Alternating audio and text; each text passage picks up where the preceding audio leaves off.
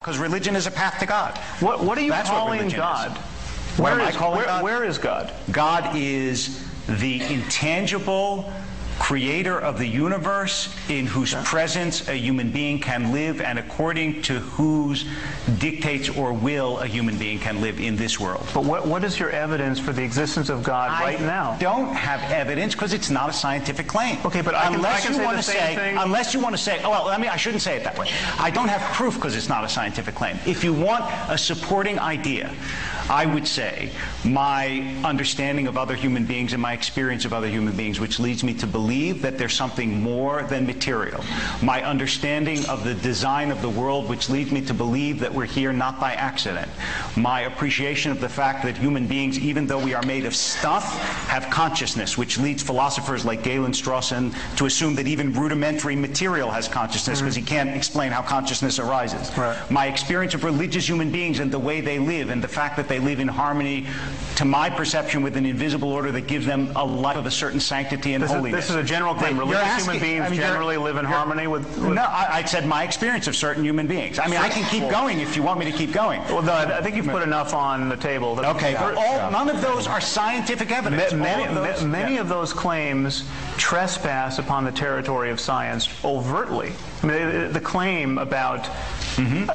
Your understanding other human beings being suggestive of a divine artificer.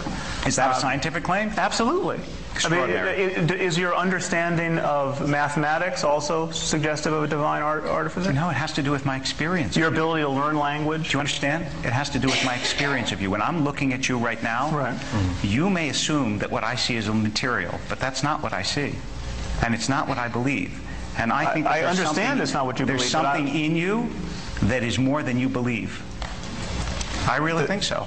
This is now, if you want to make that a scientific claim, you can. But I'm telling you, it's a metaphysical claim, and to confuse the two is a mistake. Okay, you can add any metaphysics you want. Thank you. By that means, I mean, I can say, I see you as a reincarnate personality, and I think you were probably I was someone famous on Atlantis. Yes, don't make me like a washerwoman in a people do this all the time. I mean, you can broadcast. I mean, this is constrained by our common sense in every other domain of discourse. I mean, just take, for example, the people who think Elvis is still alive. Okay, what's wrong with this claim? I mean, why is this claim not vitiating our academic departments and corporations? I mean, I'll tell you why, and it's very simple. We have not passed laws against believing Elvis is still alive.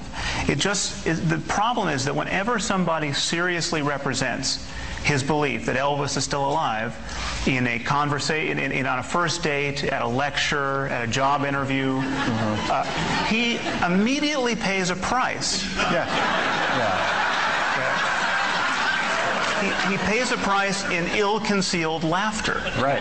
Now, surely you can agree with him on that. That is a good thing. Now, then he could rattle on about, this is not a scientific claim, this is a matter of faith. You know, when I look at you, I see you might be Elvis. I mean, he could do this.